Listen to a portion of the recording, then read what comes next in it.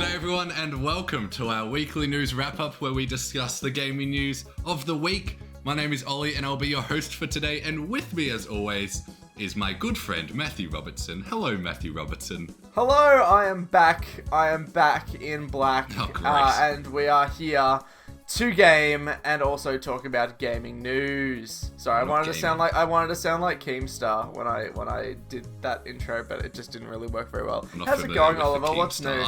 I'm good. We're not gaming. We're talking about games. You fool. You silly boy. I wish we were gaming, but that's okay. We've done this twice now. Goodness. Can you tell? Anyway, we're gonna be going through and discussing all the major gaming news from the week, which includes. So listen to this. There were more soundtracks added to Nintendo Music. Love it. Lovely. This week. There were video game layoffs in the Gold Coast. Oh, that's not so lovely. Unfortunate. No, so like that. Back and forth here.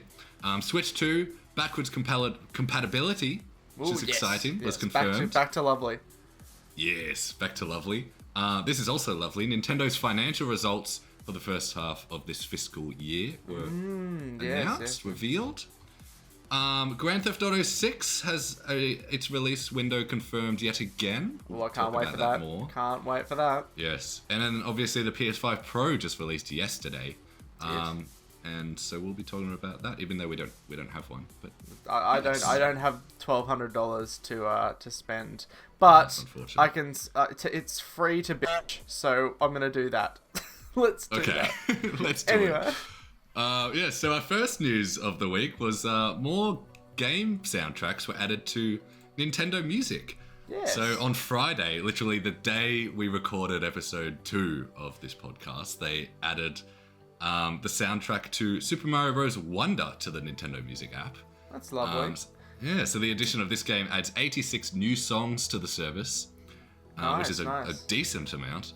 And then later on Tuesday, so this week, Nintendo added 36 new tracks from the game Donkey Kong Country 2 Diddy's Quest. Nice. Yeah.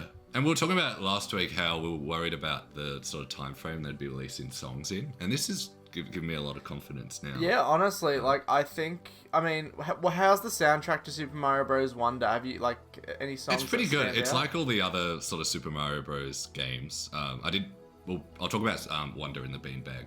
But it's very similar to the other new Super Mario Bros. Games. In that it's very poppy and jumpy. I don't know how to describe that song. You know how the Koopas bounce? Oh yeah, true. It's similar vibes to that. Yeah. I love that. That would look like bright, happy music is what I'm looking for from this service. And obviously, Donkey Kong Country 2's soundtrack is iconic to the max. And look, I'm just glad that they're continuing to support it, which is such a low bar to set. But like with Nintendo, you never know. They could have just kept it at that original sort of level. But it's very good that they're sort of going above and beyond for gamers. I just really hope, as I said last week, that they branch out and do sort of more niche Nintendo titles.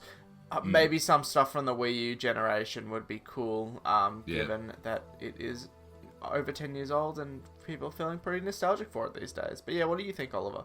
Well, yeah, Diddy's Quest is actually pretty niche, I would say. It's really? Nearly 30 years old. That's true. The sequel to Donkey Kong Country. Compared to other games that aren't on there, like Splatoon 2 or a bunch of the Switch library. Tears of the Kingdom's not on there yet. Oh, really? Is it Galaxy 2's not on there. Yeah, there's still major games still not released there. So I'd say Diddy Kong Country 2 is a surprising choice for me, but I don't mind it. I think it's a good choice. If they're willing to go... If they're willing to start early and do all these sort of early SNES games, maybe it's a gradual thing. They're going to go era by era. I would really love it. 86 new songs. That does sound like a lot, especially for a service that's only about a week old. But in comparison to the breadth of Nintendo music and Nintendo soundtracks... That was very sick. Well, is surely the Breath of the Wild soundtrack's on Nintendo Music? Yeah. I was about to say. Just not Tears. Yeah. But not Tears of the Kingdom. But yeah, so I feel like in comparison to the wide variety of Nintendo soundtracks out there, there is still a lot of work to do. But again, only a week in. So it's watch this space. I'm really excited to see what games they continue on with, Yeah, and it's only a weekend, but this gives us a good sort of idea of the time frame in which they want to like add songs to the service, because like they released the app on Thursday or Wednesday, I can't remember, last week, and then Wonder came out on Friday, the soundtrack, and then Diddy Kong on Tuesday. So it's every like 3 to 4 days. If this continues, they're going to add one game every 3 to 4 days. I think that's pretty good. Yeah, I think so too. I had a concern though, after we finished recording the other day, I had a thought of like, are they going to include multiple arrangements of the same song on this service? So like, for example, Mario Kart 8 Deluxe, the soundtrack is already on Nintendo Music, but a lot of those songs are arrangements and sort of remixes of OG tracks. Like, for example, N64 Rainbow Road immediately springs to mind. Are they going to put the original songs from the N64 game, from the, you know, the older generations on Nintendo Music? Because otherwise that might be a little bit confusing if you have both on the same service. Just something to think about. What do you think? Yeah, well, I think they'll be more or less inclined to add, say, like Mario Kart DS or something, since they've already got Mario Kart 8, and obviously that has a lot of tracks from that game. Like any other Mario Kart game, I think they'll be less inclined to, because you can just look at 8 and be like, oh, there's already the songs there. Yeah, but that's a shame for me. I don't know. Yeah, some of those old tracks are so good. Yeah, but you don't have the app yourself yet, do you, Matt? Not yet. No, I don't. Yeah. I don't have Switch Online at the moment, but I'm waiting for Switch 2, which I'm sure, as we'll hear later in the briefing, might not be that far away. No, but yeah, like on the app, they sort all the songs by game. Like it just looks like a sort of the Switch menu. So like you can't. I feel like you, in terms of getting confused between the two songs, like say you get like Wario Stadium, you get the 2 versions of that. I don't think it'll be very confusing, because the app very clearly, I think, organizes it by games. Oh, so I think they could easily do that. The only time they sort of mix them up is when you make your own personal playlist. That's the only time I can see the songs sort of merging together. Might be a little bit difficult. Another cool thing about Nintendo Music. So obviously we were talking about how on Nintendo Music they aren't crediting composers on the actual service. Well, a lot of great fans have actually been making playlists of all of the different composers and the tracks that are registered to them. So I think, obviously, it's not great that Nintendo isn't doing it themselves, but it's good that there is such a community set up that can make these things that Nintendo seemingly can't. So that's really cool. Yeah, and I don't know if you can share playlists as of yet. I'm trying to now. I've got the app open, but nothing seems to be popping up.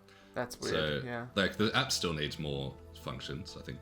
I think it's a ways to go. And again, this is Nintendo's first foray into distributing, digital music, I guess. Really. So you can't fault them too much for these sort of lacking aspects, because I'm sure they'll come up down the track. How is the sound quality and stuff on the service? It's really good. I think I mentioned last week, like I was listening to a lot of the Splatoon 3 soundtrack, and there were songs in there that I enjoy a lot more, because now I can hear a lot more of the song. Like I've been listening to it a lot in the car, just like the main Splatoon 3 like sort of battle themes, and they're very like rock heavy. So like just driving home in the car, like you get all these really bassy electric guitars. You feel so sick driving to the Splatoon theme. You pull up to a bus stop, roll down the window. You're like, "Hey, bro, Splatoon 3 Splatfest theme, go off."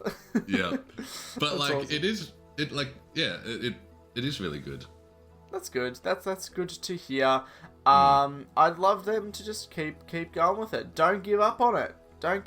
Just keep doing it. Keep it going into Switch 2 as well when that comes out. Keep adding to the service, because this could be big. This could be a massive service that especially because it's there. They've made an entire app for it. I think they'll be more inclined to update it more regularly, because they're the only ones on the app. Yeah, they're all in. Yeah, so I think they'll definitely be adding all these features, like sharing playlists, if that's not already a feature. And cut like to 3 years down the track, and they just haven't done any of this. They're just like, we're going to have the NES soundtrack and nothing else. At least I'm confident they're going to be adding, I reckon in a month's time, it's going to be like stacked with music. Nice, hopefully. Yeah. That's what I'm thinking. But like, seems to be they're doing a Switch game and then a retro game maybe each week. judging by what they just did with Wonder and Diddy Kong's Quest. That's cool. I think they should do that times 3 games every week. So 3 Switch games, 3 retro games. Because, like, if you want to get people invested in your service, you've got to build that base, that customer base fast, right? Splatoon 3 bass guitar. Exactly. That's build it. no, you gotta, exactly. So yeah, I feel like if all the music, like a cacophony of different soundtracks are there, then more people will be inclined to pick this up. And again, I think we need a non-Switch Online payment plan for this service. So maybe like $6 a month, you get Nintendo Music, similar to Spotify. I think that will entice other people in who maybe don't have a Switch, you know, but like Nintendo Music. But like Switch Online, like it's $30 a month. And what is Spotify? Spotify is like 15. It's like 12 or 15. This is in Australian dollars. So, like, if you just want music, $30 a month is a bit steep. But I think most people listening to this would be listening or playing games. Exactly. Yeah, and that's cool. I guess it's targeting the widest audience possible. I'm saying, but again, it's niche. Is what I'm bringing up. But yeah. But a cool feature of the app is you get to like it shows you the games you're playing, and then like it's like that's neat. Do you want to listen to the music from these games? And I think it does it for retro games too. It's not just like physical releases. So that's a cool like cross component between. That's great. It can expose your gaming habits. It can. Yeah, they're tracking you. They're tracking you. And I'd love them. 150 hours on Animal Crossing New Horizons just exposes what's wrong with you? Listen choices. To KK Slider. Oh, it's true. It's true. But Best I'd love them to do like. Music. Yeah, true. I love them to do like themed releases as well. Maybe like a Zelda pack or something, like release maybe the first 5 Zelda games or something. And maybe stuff like that. This is a long shot, but maybe new compositions. So true. Orchestral arrangements or like retro remixes of new tracks. I don't know. What like bring it back. Because like Twilight Princess has a MIDI track, and everyone for Twilight Princess HD, they all wanted it to have an orchestral version, which they never did. So this could be a chance to like. This could be the moment. And what I'm trying to get at is I want Christmas themed Nintendo music when December rolls around. That's what I want. Oh yeah, surely they make their own playlist with like Merry Mountain. Exactly.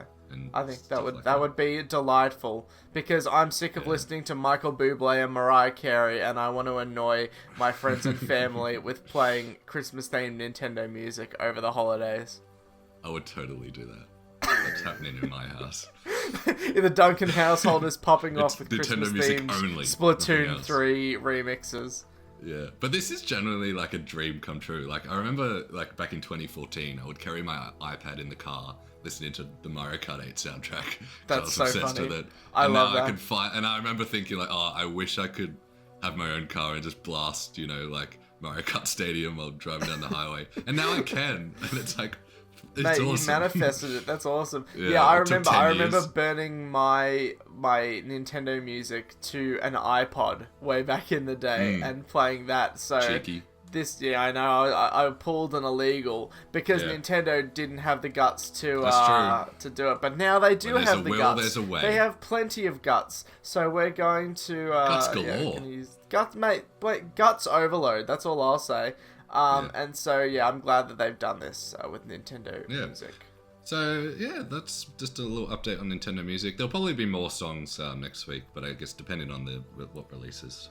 Hey man, it gives us great content for the show. We can just be like, hey, every single week, 4 new songs music. Were added to Nintendo Music. Yes, hopefully we don't get too bored. But yes, in other news, more Nintendo news. Nintendo revealed that the Switch 2 will indeed... be backwards compatible, which is very exciting, mate. You sent me this. You sent me a message, and you were like screaming with joy because. Yeah, I was excited. I was very, very excited because looking in hindsight, this was probably a very obvious call to make. Yeah, it was long rumored. With Nintendo, you never know with these things. Exactly. Yeah. They could have made the most left field decision where it's like, it's not compatible with anything physical and you have to re-download all of your games. But no, so they announced this. Was this in the earnings call or was this just before?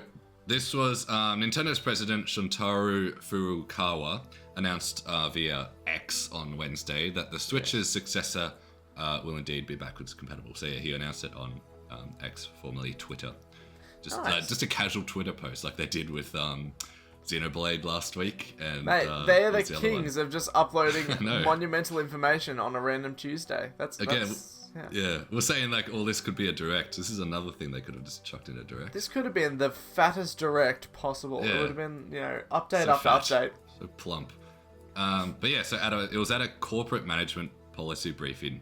For Nintendo, where he stated that, quote, Nintendo Switch software will also be playable on the successor to Nintendo Switch. And then in the same tweet, he also confirmed that Nintendo Switch Online will also be available on the successor to the Nintendo Switch as well. Thank God. Yes. But here's the thing. Does that include the retro games? It would have to. Yeah, it would have to. That's like Nintendo Switch Online's main draw is the... exactly. Other than the DLC. We don't want another Wii U to Switch situation where you have to re-get all of your games. And Finally. Wii to Wii U for that matter. It's just, because they're the kings of making you buy NES ROMs for the fourth time. You know, so I think this is great news. And also, it means that games like GoldenEye are going to be preserved, hopefully. All the rare stuff on Nintendo Switch Online is going to be preserved. That'll be interesting, to see if that is. I'd assume it will be. But that'll be a great... I mean, because I assume it's going to be on the Switch 2 at launch. What a launch...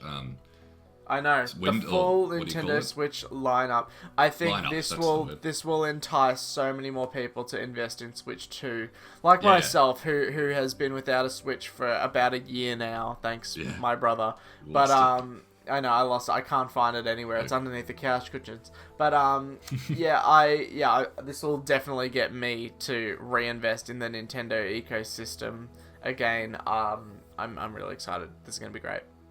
Yes, so great lineup immediately for the Switch 2. And then Futaro went on to say that further information about the successor to Nintendo Switch, including its compatibility with Nintendo Switch... this confused me. This bit confused me. At a later date. Yeah, so they say that Nintendo Switch software will be playable. However, we're going to announce the compatibility with the Nintendo Switch at a later date. I'm guessing this is a translation. Yeah, I think it's just a translation cock-up. But, I think... imagine if they just did a 180 where it's like, no, we never said that. You have to rebuy all your Nintendo Switch games again. This time they can run at 45 frames per second instead of 30. But no, this is great. I would love to see an announcement this month. Please, he said at a later date.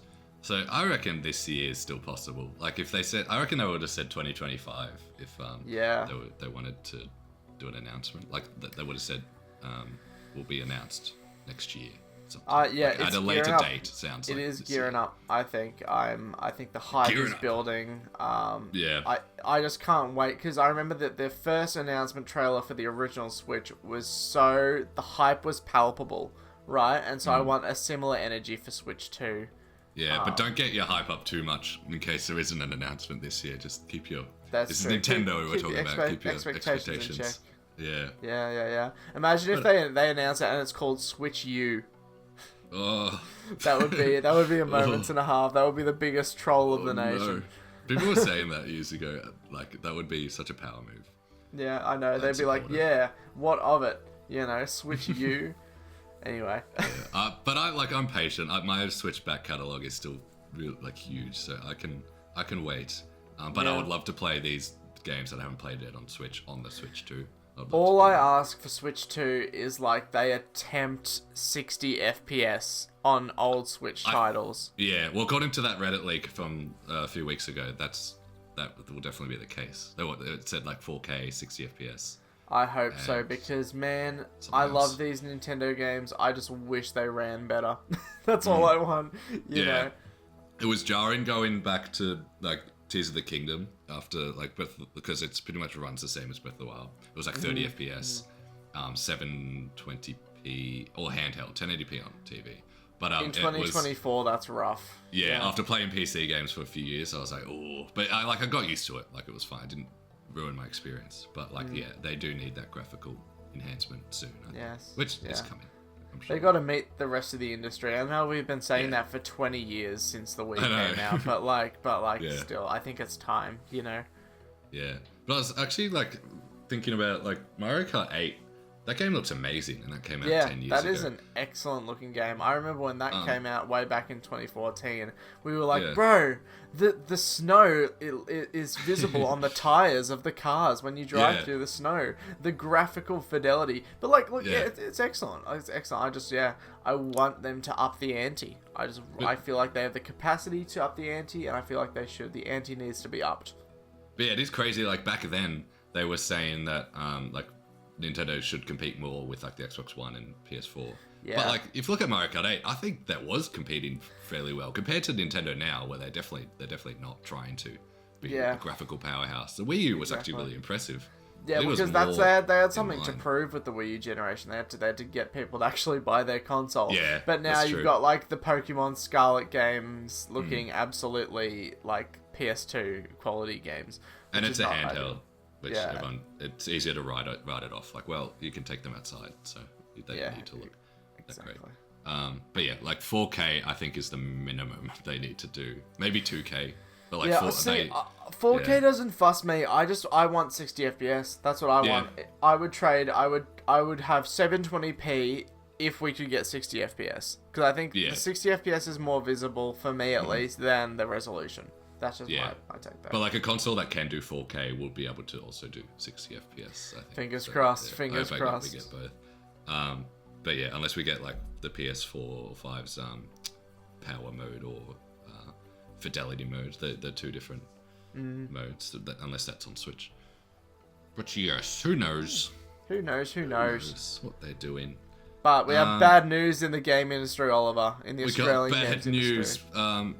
Closer to home, this news came last Saturday. So an Australian independent studio called Toast Interactive, and they were at PAX this year with a game demo there. That's good. They announced on X that they laid off 10 employees. So yeah, the Gold Coast-based studio, they laid off 10 employees last week, and it's a studio behind VR games, including Richie's Plank Experience and their more recent game, Max Mustard. Which released 21st of March earlier this year. But it only came out to PSVR 2 and PC October this year on the 17th. Might have shot themselves in the foot there. So it came out originally on Meta Quest in March, and then it came to the other two in October. And then so they announced on X that last week we made the difficult decision to reduce the Toast Interactive team. 10 of our talented colleagues, fellow devs, and friends have been affected. So this was announced on Saturday, and then they said the layoffs occurred the week before, which is not long after the ports to PSVR 2 and might not have done as well as they hoped. That's so unfortunate. Again, I think layoffs in the game industry, however common they may be, is always not ideal, especially this close to the holiday season. If you're going to downsize, maybe try and find ways that don't involve laying off employees first, and then as a last resort, go for that. But again, I'm not a business manager. I have no idea what the financial situation is. We're not in game dev at all. Yeah, of this is. Again, I'm sure this was a last resort option, especially in Australia's game industry, which is notably smaller and sort of more atomized rather. I don't know. What's your take on this, Oliver? Yeah, well, like, they're an indie studio, but they laid off 10 employees, so it makes me think they were quite a large team, maybe 20 people. I think. Wow. I can't remember. They may have said it was half their team, but I can't verify that. But so they were a pretty big indie team. I think they maybe just grew too large, because their first game, they've only released 2 games, and their first game, Richie's Plank Experience, I think has done really well.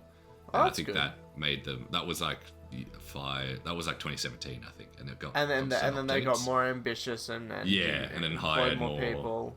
And then Max Mustard, it's got great reviews and it looks really good. And like all the comments on all the trailers, like they're complimenting it, and like everyone seems to love it.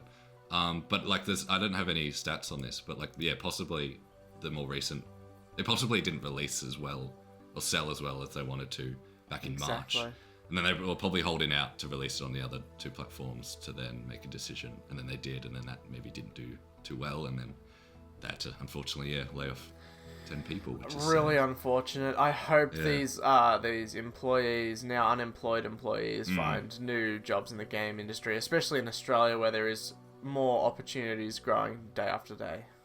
Yeah, and then they said they're doing everything possible to support the people affected. So it looks like they're going to be trying to help them move on. That's really, really good. Look, yeah. I think this starts with the consumer, right? Invest in your indies, invest in your Australian games, and that in turn helps the developers and these indie studios, and as well as getting new creative projects off the ground, And it's a Gold Coast developer, which I've never heard of any sort of major developers in the Gold Coast before. Most of them are in Melbourne or like Sydney, Canberra. So yeah, just unfortunate for them. They wanted to have the beach as an easy access to the game studio. I think that's why. Make a Gold Coast themed game. Honestly, not a bad idea. Surfs up the game. I mean, they already did. They already made Surfs up the game, but make a 4K remaster. Yeah, there's another movie out. We can do that. Love it. Yeah, and they said the team at Toast is dedicated to delivering incredible experiences. So they're going to be making more games, just with a smaller team, it appears. And they're a VR-only studio as well. So that's true. That's another thing. Like Australian game devs, a lot of them are leaning towards VR. Like this studio, Toast Interactive, and then also Video Games Deluxe has done a lot of VR work for Rockstar Games in Sydney. They're a Sydney-based company. They did LA Noire, the VR case files, and San Andreas VR they're working on, so I think it is a burgeoning industry, but with that burgeoning industry maybe comes increased costs because VR is sort of a new form. I don't know. This is just not an ideal situation all around, but you can't fault the company. I'm sure they, as an indie, they have their employees first. No, and it definitely seems like, according to this post, that they do. Yeah. And like I spoke to, his name was Connor Kalem from Regolith Interactive. That's a studio that also went down this year. There was only a 4-man studio and they had to completely shut it down. And he said it is a very difficult time at the moment for like just indie studios in Australia, like mainly due to sales. People aren't spending as much on indies at the moment, and governments aren't providing enough funding. So maybe it's up to the AAA console manufacturers then to promote these games even more. I mean, Nintendo does that with their sort of indie showcase, but I think the other two players, Sony and Microsoft, have to step up extend a bit. this further. Yeah. And this game was at in PAX Oz this year. It was in their indie showcase, which is like on their website. PAX Oz has 6 games, 6 of their, like, I guess, favorite or top games to show off, and it was one of the top 6. So it's unfortunate, really, that this game, we assume it hasn't sold well, and that's why the layoffs are occurring. But yeah, it sucks that it hasn't done as well as they hoped. Yeah. Again, it was like really anticipated.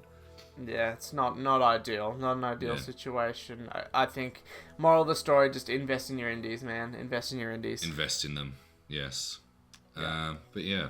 So sad news over here in Oz. But we're gonna go back to Nintendo. Our third Nintendo story. That's it. Our comfort company. When things get down, they welcome us with open arms.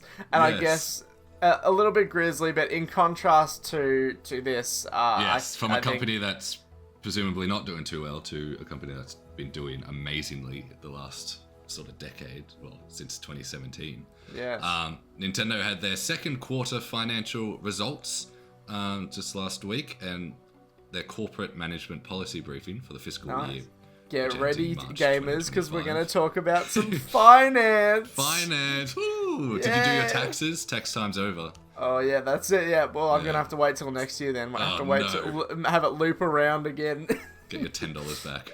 Yeah, mate. Or your every dollar Switch counts. Online subscription. It's true. I'll claim that on tax. But in this, you could though.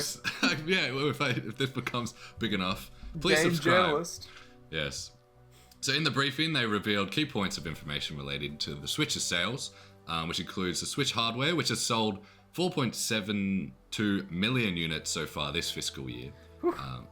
And then software-wise has sold 70.28 million units. That is gangbusters. That is double the population of Australia. That's true. Actually, I didn't think about that. Yeah, it's a lot of games. But actually, this isn't huge compared to previous years. They said that although this is a year-over-year decrease in both figures, sales continue to rise. Well, maybe it has something to do with the games, man. Yeah, maybe. Look at Pokemon, right? It's unfinished games, you know. Anyway. That's true. But they said more software has been played on the Nintendo Switch than any other Nintendo hardware in history, which is crazy. Hey, that's not true. I was playing Smash 4 on Wii U for hours upon hours, good sir. I was bringing that console back. I was bringing that console back from the dead. This isn't hours. This is like amounts of games. Unless you bought like millions of copies of Smash 4. Well, okay, maybe I did. I don't want to admit it. That was single-handedly half the I was the backbone of the Wii U sales infrastructure. That's me. Remember the time when more Breath of the Wild games copies were sold than Switches when it first launched? There was that weird stat. That's true. So someone was just buying a bunch of like Breath of the Wild copies without buying the console. That's amazing. I love it. Hey man, resale value going through the roof. Can you find a Wii U copy of Breath of the Wild these days? No, I didn't think so. Oh, I kind of want one. Me too. The resale value, insane. Yeah. But yes, since March 2017, the Switch family of systems has now achieved hardware sales of 146.04 million units. Jeez, that is... Which is crazy. So this fiscal year, it was only 4.7 million units. So that gives you a sort of comparison in the total lifespan of the Switch. How much it is. So still 4 million units in their, sixth year? Yeah, seventh year? That's year. Good. Yeah, that's insane. This is now like the third highest selling console of all time, right? Something like that. It's up there. It's beat the Wii. Is it just the PS2 now? And the DS. Maybe the PS2 is the highest selling, and I think it's the DS, and then now it might be the Switch. Very good going in an era where gaming is becoming even more sort of segmented. Like you either have a PlayStation, Xbox, Nintendo, PC. You know.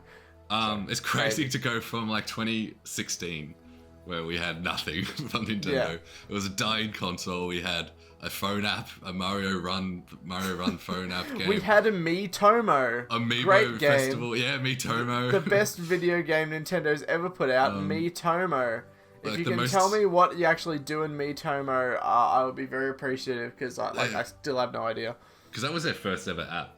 Yeah. It was meant to be like social media thing. I think I played it for a bit, but awful I can't remember what it was. Is it even a game? I don't know. I don't remember. Yeah. Anyway, but this is good. It's good that Nintendo's winning these days. Yeah, they're winning hard. And then software sales, that was 146 million units Switches have sold ever. And then in terms of software sales, they've reached 1.3061 billion units. So 1.3 billion pieces of software. So like that's a lot digital of copies games, of physical Snake games. Snake Pass. Snake Pass. I love Snake Pass. It's a lot of copies of Snake Pass. Yeah. I bought it on Steam though. I feel like I've betrayed them. Betrayal of Nintendo. Mate, Furukawa's going to come to your house and give you a stern talking to. Yeah, it's going to shove Snake Pass down my throat. And they said that's also set a new record for any Nintendo gaming platform in history. So this is the best-selling console and the best-selling console in terms of software. Not bad. That being said, like a thing to note here too is that when we say 146 million units, there would be more than one Switch per household for a lot of them, because obviously it is a portable system, so you can have Switch lights, multiple different Switch lights, and multiple Switches, and even some Switch OLEDs. All those epic gamers that have all three versions of the Switch for some reason. Yeah, like there was a time when I had 3 Switches in my house when my brothers still lived here, so yeah, that I can understand.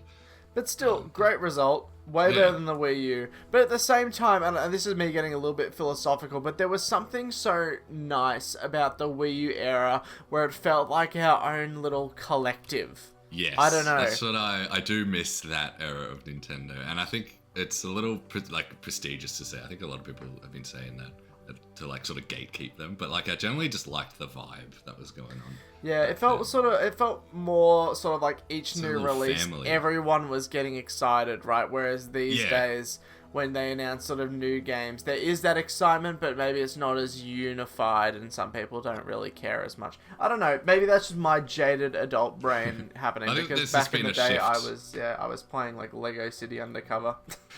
But there has been a shift in gaming culture, I think.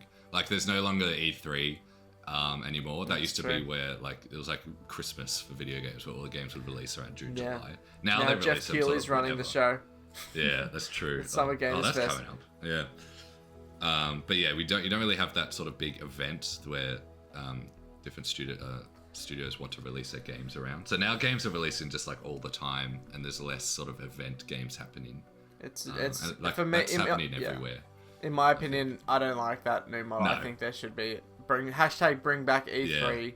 Yeah. But like, good for Nintendo, honestly. Good for them succeeding when they couldn't in the past. So no, and this was all thanks to Iwata and Reggie as well. Absolutely, they really got this started. Yeah, and the other sort of details in the report was that the number of annual playing users exceeded 100 million users. Nice. Excuse me. And this is defined as those who have played the Nintendo Switch at least once in the past year. So, like, if you picked it up once and then put it down, there was 100 million. If you went to a JB Hi-Fi and they had a demo booth of Pokemon Scarlet, you picked it up and you saw, wow, these graphics really aren't that good. I think I'm going to go buy a PS5. That's a still user. Counts. You're one of those 100 million. You poor 100 person. million JB Hi-Fi users. The JB Hi-Fi player base is strong these days. It's huge. And we were talking about Switch Online just before, and they said that there were 34 million NSO members as of September 30th this year.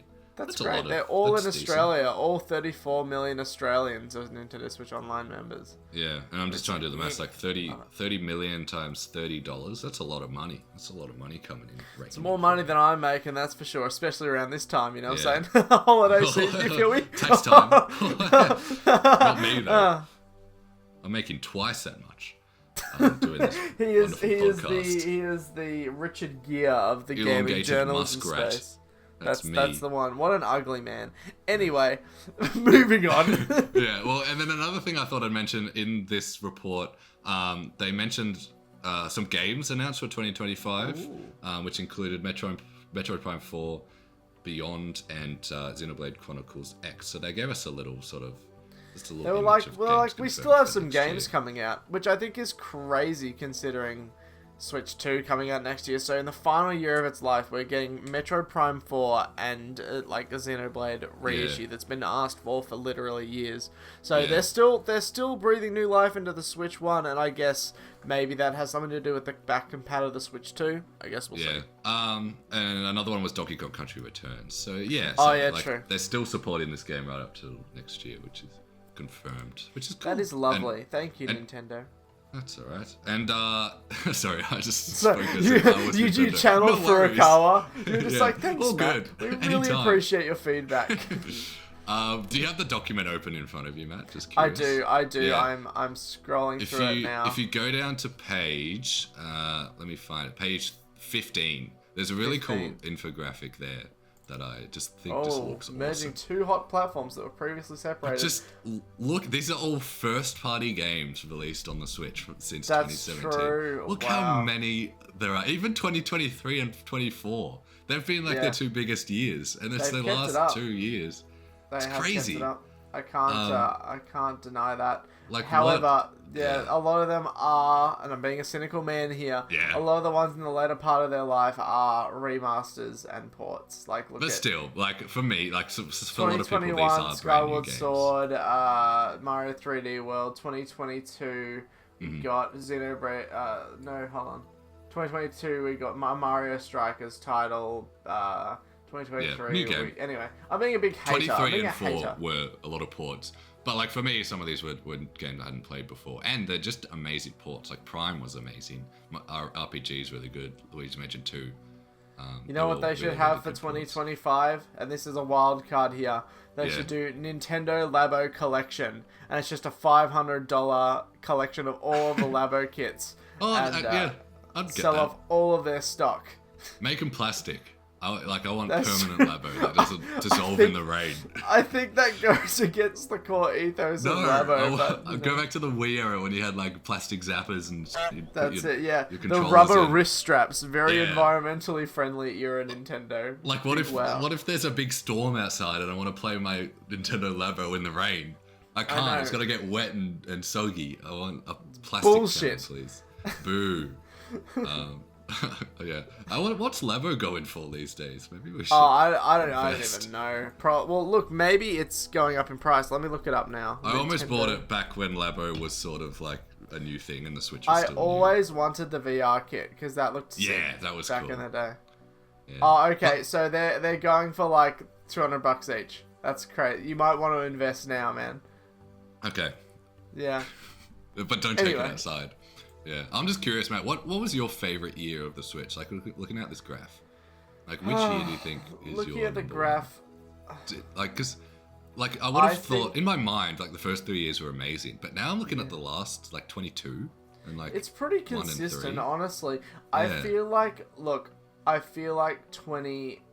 end of 2017 going into 2018 was such a great year for being a Nintendo fan. I mean. Like, say what you will about the Wii U, I love the system, but it didn't sell any copies. So seeing these once, like, niche titles finally getting the love they deserve, you know, Mario Kart 8 Deluxe, Captain Toad, Donkey Kong, or both Bayonetta titles, it was just so refreshing to see. And we had some really excellent third-party games as well, you know, like Sonic Mania coming out in 2017. Snipper Clips, that was a big one when the Switch came out. That was massive. Snake Pass, I mean, yeah. And then, again, finishing 2018 with Smash Bros. Ultimate. Oh, I mean, what a time, you know. Everyone is here. I still remember E3 2017. Was it 2017? Maybe 2018. I forget. Because the launch window for Smash 4 was less. It was like 8 months. So it was revealed in. It was a direct early in April, I think, was when like the Inklings. You had that. It was, because they were releasing Splatoon 2 DLC, and at the end of that sort of direct, you had the Inkling video with the Inklings and then the Smash reveal. I remember being on the bus at school. And I was like going nuts. Oh my gosh, bro, Smash Brothers! But yeah, like what an era. I mean, if they can pull that off again with Switch 2, like just have a sea of like great sort of fresh games, you know. Yeah, I'd agree with you. 2018 was I'd say my favorites. But then like 2022, Splatoon 3, that first time the Kirby Forgotten Lands, first 3D Kirby, that was a really, really good game. That's a great era. But at the same time, conversely, Nintendo Switch Sports released, so that docks it down like 10 points. We played that together. I didn't mind that. I don't like it. I'm sorry, man. Okay. I think it gets too much hate. But you know what isn't getting too much hate? Oliver Duncan? Grand Theft Auto 6? Is That's the one! You're implying? So mate, we're getting so good at the segues. I can't we're getting believe better. It. Yeah. You sounded so depressed. Like, yeah, we're getting, I guess, I don't know. Anyway, GTA 6. Said, like, what else is Grand Theft Auto in? Never mind. In a press release for Take-Two Interactive's Q2 2025 earnings call, so similar to Nintendo, they had another earnings. Mate, everyone's just flexing their earnings, mate. Yeah, it's that time of year. Yes, the company confirmed that Grand Theft Auto 6 is still aiming for a release in the fall calendar of 2025, which is our spring. So spring next year for you Aussie listeners. So end of the year, maybe November. US. October, November. Yeah, so when spring? That's October, November. October, November, September. Not in that order. Yeah, look, I'm amazed by this. I really, if I'm being honest, I still call bullshit. I mean, if you look at like Red Dead 2, you know, they said that game was going to come out 2017, and then it came out end of 2018. You know, or look at Last of Us 2. They they said they were going to release that in 2017 as well, and that came out in 2020. So I think, I mean, who knows what Rockstar's doing, whether they're sort of their milestones are being met and all that. I mean, if it does come out in fall 2025, I'd be very excited to play it, but I guess we'll see. Yeah. I think similar, sorry to bring up Nintendo again, but similar to Nintendo, I think Rockstar have learned. Like, Red Dead 2 got delayed twice, I think. Yeah. It was meant to come in, like, 16, delayed to 17, delayed to 18. And then same, like, Nintendo Breath of the Wild got delayed, like, 3 times. Same with Star Fox back in the Wii U era. Mate, Smash Bros. Brawl, that was delayed for 3 years or something. Yeah. And then so both of these companies had delays. And then since sort of Nintendo had all those delays in the Wii U era, nothing has been delayed besides like Metroid. Like everything's been released on time. They've been holding back revealing games early. And I think Rockstar are doing the same. Like GTA 6, I think they could have had a trailer like 2019. Like based on what we saw from the leaks, the 2021 leaks, whenever those were. Yeah. The game looked, a lot of people say it looked, but I thought it looked a lot further along than I thought. Yeah, well, it was alpha build, right? Yeah. And those leaks were from years ago, yeah. And so I think they could have put a release date down for like 22 or something, and they decided to hold back until they know it's done. Yeah, I mean, that's smart. I'm glad that these big AAA studios are sort of learning about the downsides of crunch, game development crunch, and then also like, they're actually being realistic with their sort of their milestones and where to meet. If it comes out fall 2025, I'm going to be happy either way, Yes, and then I did read somewhere that the Take-Two CEO, Strauss Zelnick is his name, he did say that I think at the moment they're just fixing, they've passed bug patching and now they're just like polishing. I did see that it was some interview, I'll have to confirm that. But he said, they're beyond like just simply patching bugs. Like now they're like whatever the game devs do after that is. They're adding the salts to the beautiful French fry platter. I don't know. But I wouldn't be surprised if we hear it go gold like mid next year. Yeah. Maybe I'm just coping. Well, no, I want to see this game. I want to see more of the game. Can we please drop a trailer? Maybe we'll get one on December 5th this year, because that's when the original trailer... That's true, yeah. It's nearly been a year. That's insane, since the GTA 6 trailer. And I've been watching that trailer, that's such a good video game trailer. They're so good. Yeah, that Tom Petty song, man, that's been on my Spotify for a whole year. I know. It's so good. Like, I did go to Miami earlier in the year, and then I was just listening to Tom Petty, the entire time. You're like, I'm really there. I'm really in a Grand Theft Auto. Yeah, that's it. I just want to see more. Yes. I want to see gameplay as well. That's what I want to see. Yeah, true. Like, gameplay. I think that'll come E3 season. Even though E3's not around, I reckon we're going to get a full blowout mid-next year. Jeff Keighley is begging Rockstar Games. He's like, please show us gameplay at Summer Games Fest, please. God, it's so annoying. But yeah, so this this fall release window, this was announced earlier in March this year, and at this earnings call, they said that they just confirmed that this is still the case, because there were rumors circulating that it would be delayed to 2026, and he's come out to say no, at least to the investors, he's saying, no, this isn't the case. This may be just putting on a show for the investors to be like, invest in us, we're not delaying the game. This isn't directly to consumers, so still, who knows, if it is delayed to 2026, I can wait. I've been waiting for 11 years. It'll be. It'll be 13 years by 2026, I can wait 2 more years. I'll finish my back catalogue. But nothing more than 2026. Otherwise, I'll riot.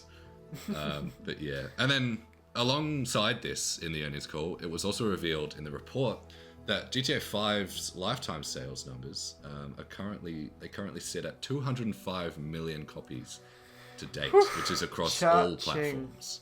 Yikes. Yeah, well, I mean, to be fair, when you release it on literally, I think it is like 6 or 7 consoles at this point. Yes. Yeah. And this is the best-selling game of all time. It was the best-selling game when it came out, and it's still got that title, 11 years later. So, Not bad. Rockstar Games. I just want you to release an album. If you call yourselves Rockstar Games, release a bloody album for once. True. You can get Kenny Loggins and who else has been on the radios? Who was on Pop? Yeah, true. Tom Petty. Oh, he's passed away, man. R.I.P. Sad. That's sad. Who did non-stop pop? Delavine, whatever. Oh, Cara Delevingne. Yeah, that's right. Yeah. You could make a little album. Non-stop pop. Yeah, that's true. Hello. That's Tom Holland. That's Tom Holland features. Non-stop pop. Hello. That's okay. So that's actually what I want from GTA 6. I want celebrities to voice the characters again. That was a great era in like GTA 3, GTA Vice City, GTA San Andreas. You had Ray Liotta, you had Dennis Hopper, you had all these classic Hollywood stars voicing the characters. I want that to come back in GTA 6. That's what I want. There's a book called Prestige. Yeah, there's a Grand Theft Auto book called Jacked, which it talks about like the history of GTA, and apparently in that they said they sort of went away from using celebrities because of Ray Liotta apparently was difficult to work with, and some others. Oh, really? And so that's why for 4 and 5 they went with more unknowns. Yeah, that's true. Like, but they have the cred now. Grand Theft Auto has the cred to be like, okay, we're on the level of any major TV show or film, so you can't bring your ego to this project, you know. But I love how they can give sort of these smaller actors, big, huge roles. They're going to be the biggest people in the world. Like Stephen Ogg became really Roger popular Clark, after his role. Yeah, Roger Clark's like sort of broken out a bit. But yeah, so like I like how they're giving the maybe major roles at least. Yeah, maybe just like they could do they'll definitely do cameos. Like they had Ricky Gervais. Yeah, they had Ricky Gervais in GTA 4 as a little cameo. They're gonna do heaps of that for 5. I reckon. I just want to see a trailer, man. Another trailer and some gameplay. That's all I want. Okay. That's what I'm gonna order from the Rockstar restaurant. Yes, 1 trailer and 1 game, please. Yes, thank you. On the double. Thank you very much. I'm gonna have to buy a PS5. Add us a little release date. Yeah, well, mate, PS5 Pro. Oh, no. Do I need it? I don't know. Like, well, let's talk about it. Let's talk about the PS5 Pro. Yeah, let's talk about it. So, it came out yesterday, November 7th. And it's out. It's released. I don't know who's buying this, but we can talk about the specs of the PS5 Pro. So, it's got 16 teraflops compared to the regular PS5, which is that's a lot of teraflops. It's got 2 terabytes of SSD compared to the PS5, which has 825 gigabytes. See, that's actually huge. Like looking at that. That's big news. It's got 2 gigs of memory, Wi-Fi 7 support, whatever that means. USB-C port. Mate. Oh, okay. It didn't have USB-C before. It's got an extra one. It had one, but it has 2 USB-C ports. Oh, okay. It's got 2 now. That's good. I love USB-C. Meaningful upgrade. Woo! And it's got more power. And also they've got we're talking about how there's graphics mode or performance mode. Now you can do both, which is cool. No disk drive, though. Yeah, I don't know, man. Like, this is $1,200. Like, unless you are devout PlayStation, I don't see a reason to buy this console, personally. If what they should have done is they should have talked about the specs in relation to games. So, for example, what they should have done is they should have said, we have all this new power, and then what this gets you is PlayStation 3 emulation. You know, because literally everyone wants PS3 games to be playable on the PS5. Yeah, I want that. Well, because they're able to do PS1 and PS2 on the Switch Online, not Switch Online, PS Plus service. So if they had announced PS3 support only available on PS5 Pro, I think that would have made it more attractive to people, because you're talking about the specs in relation to new games that you can't play on the original PlayStation 5. That's true. They need, they didn't show off a ton in that reveal trailer, and I don't think there's a ton of reasons to get this. They just sort of showed off that performance can be better, and that's it. And we took out a disc tray. Exactly, which again I hate. Sorry. I want physical media. Like, physical media is so important to a lot of gamers, especially. Yeah. And again, they're showing off games in the launch trailer that are half a decade old. You know, they're showing off Final Fantasy VII. They're showing off The Last of Us Part 2. Yeah. It's like, new games or like bringing back really old games that you couldn't play previously. I think that's the go. But like, if this may get discounted, like depending on how well it does, I don't think it will do too well. So like, we may see a discounted version of this in like a few months or years, and then maybe I'll pick one up for GTA 6 if it's on fingers PC. Crossed. I mean, if you look at the PS4 Pro, for example, there were noticeable graphical upgrades and new sort of games being released that capitalized on the PS4 Pro's updated processing power.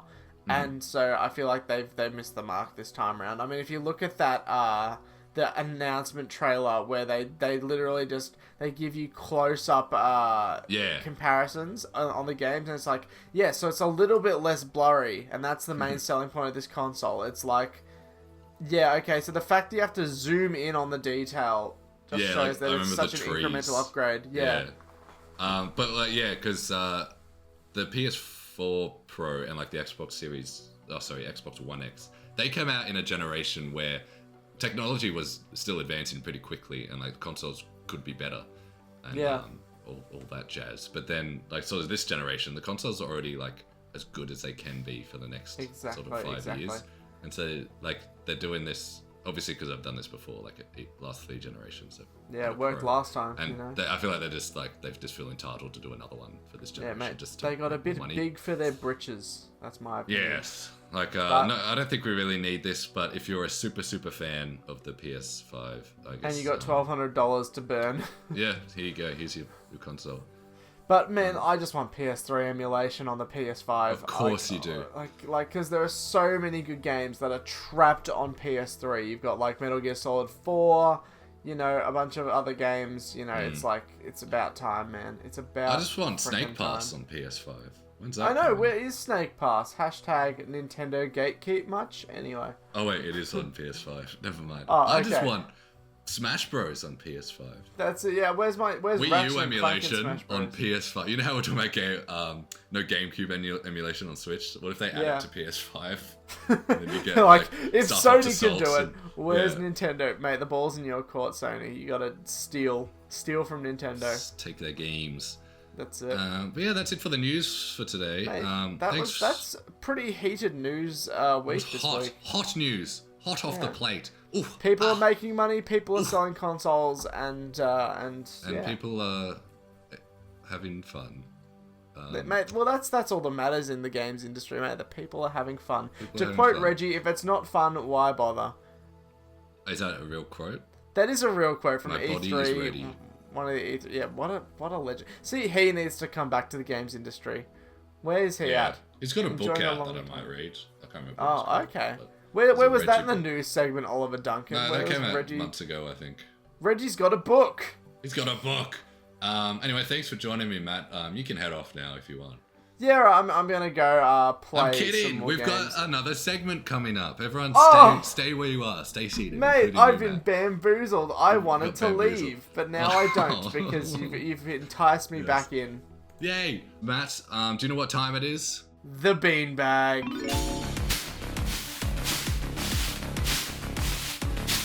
Alright guys, welcome to the Beanbag, where we talk about the games we've been playing this week. It's good to see you guys. I've missed you guys in that 5-second space between the top 10 and then the Beanbag. They never left. But anyways, Matt, you start us off. What have you been playing this week?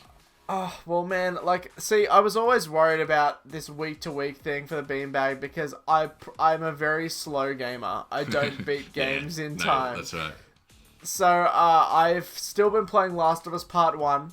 Mm-hmm. I beat Sonic X Shadow Generation, so that's cool. That's out of the way. So now I'm stuck into Last of Us Part 1. Yeah. Oh my god, The Last of Us is an excellent game. Yeah. The graphics of Part 1, like the remaster, are absolutely astronomically insane. I can't, this might be one of my favorite looking games of all time. It is the water, the character models, the 60 FPS of it all. It's just such a good game. And also the sound design is excellent. The gameplay is more refined and excellent too. So, I mean, if you haven't played it, mate, The Last of Us Part 1. Check it out. It's a good bet. It's currently on PlayStation Plus for free at the moment. So if you wanna scoop it up, get it going. But it's also on PC. You know, if you wanna. Just holding out for Part 2 to come to PC at the moment because I played Part 1 and. Maybe when season 2 of the show comes out, they'll yeah, I'm sure it'll drop eventually. Yes. I'm sure it'll drop, and you'll be the first to know on the Peanut Games Media news audio description series. We'll see about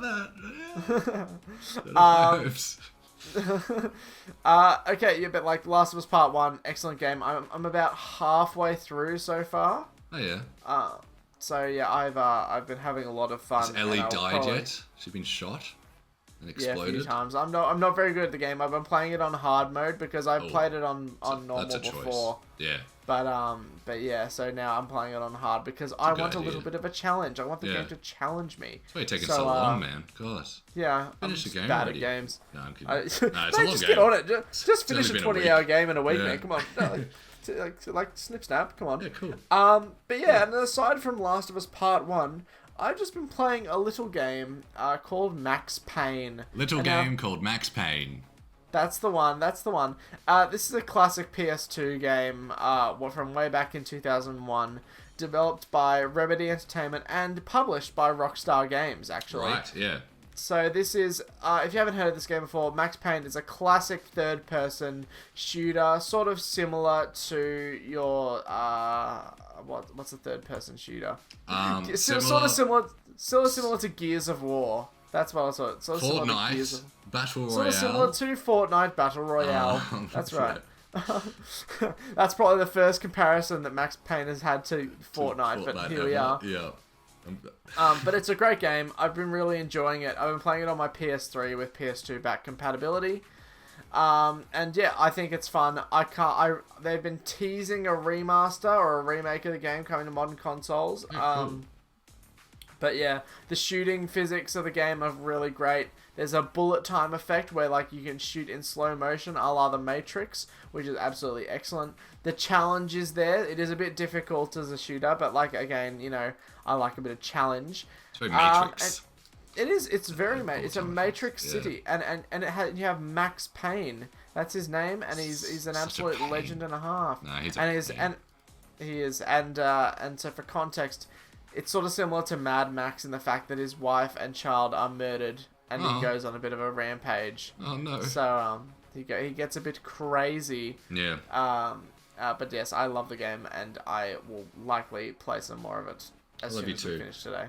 Well, you were talking about, remember when we went to PAX, we saw that game called Anti-Citizen Red. That was sort of, you said it was something. Yeah. Looked like that's this. That's right.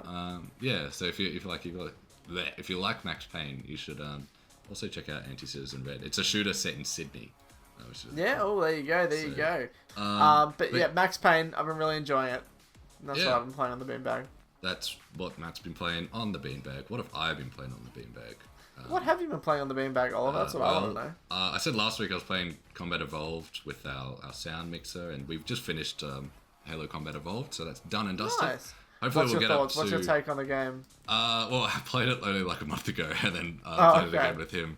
And yeah, it's probably, I think, it's one of my favorite Halos, just because it's the original. I think it's the best paced Halo. Like, each level has something different to offer, which is cool. Nice. And it has one of the best endings, other than 3, where you classic Warthog run, driving a Warthog over an exploding spaceship. It's beautiful. That's a cool moment. It's the best way to end a game. But yeah, so that's done and dusted. We'll probably move on to 2. I'm excited to get you on, Matt. We'll probably get man. From ODST onwards, I'm on board. I've got the Master Chief Collection. Yeah. My Xbox controller installed. has a full set of batteries. I'm ready to go. Let's go. But other than Halo, I finally finished Mario Wonder. I'm very late to the party on this one. It came out a year ago. That's alright. You complete a game when you complete a game. But like, what's your take? What do you think? Well, I just wasn't in the mood for it originally when it came out, like for a 2D Mario platformer. But more recently, I've been playing my Switch more, and I had a great time with it. Nice. No real complaints from me. I still wish though it was a little more different. Like, it separated itself more from the new Super Mario Bros. Game. But I think it does enough to do so, specifically with the Wonder Seeds. Like, that mechanic really changes like everything with this game. And it like... See... Yeah. No, go on. For someone who, like, I played a ton of Mario Maker 1 and Mario Maker 2, and this game just feels like a bunch of Mario Maker levels, which I love. Like, they've definitely taken ideas from what people did in that game, and sort of, and like every time you get a Wonder Seed, it feels like each level turns into a Mario Maker level where there's like a new element someone's put in. Like there's like puzzles where you'll have to hit like one of those blocks that makes other blocks appear, and you got to sort of time it to get like it'll be a puzzle with like a shell, and you have to get it into a goal, and that's like stuff people would make in Mario Maker. It's like really specific things that were never in any Mario They got the Mario Maker games. Devs on the game. Yeah, They're like, hey, we need your help. I reckon like they've probably just stolen players' ideas from that game, but I can't complain because like it's a lot of fun. It's probably my favorite 2D Mario game since the new. What are your thoughts on the voice acting in the game? I noticed it a lot with Mario that he was different. And I don't mind it at all, actually. All the others, I didn't pay quite too much attention to. Mario, he can't reach the high. Whoever voices him, he can't reach the sort of those highs that Martinet could. Like the yahoos, he would really reach this really high pitch note. Well, you can't reach him either, can you? All at once, so you can't bloody complain. But like, I'm not complaining. He's great as Mario. I'd love to see him. I think they should just bring Charles back. Like it's not too late. Just well, yeah. He knows how to do it. Let him retire. Let the man. He's like 60 or 70 now. I guess so, but he isn't needed all the time. He just come into the booth and do some wahoos and yahas, and then peace out. I do like how each actor has a different. Each character has a different voice actor now. That's kind of cool. Oh, that's good. It's not one person doing all of them. Sort of like a natural evolution. They've got their own voice actors, and I think they've been changing them for each game, to my knowledge. Like I love Mario Wonder. I just wish it was just maybe in the art style. The art style of the characters is great. They've changed their designs a bit to be more sort of like how they looked in the Mario 3 like concept art and box art. Yeah. Like remember, or like in Mario 3D World. You know how the characters in the corners had this sort of very sort of style. Stylized. I love how the characters look in this. I just wish the art style of the game around them was different. But gameplay wise, this is great. Like the Wonder Seeds are so much fun. They change it. Can't wait to see what they do next. They can do Super Mario Spectacle. So they had Wonder, now they're going to Mario Spectacle. And then they can have Awe and Wonder. I don't know. That's true. The end of the game as well, the final boss, is just like a big spoilers. It's been a year.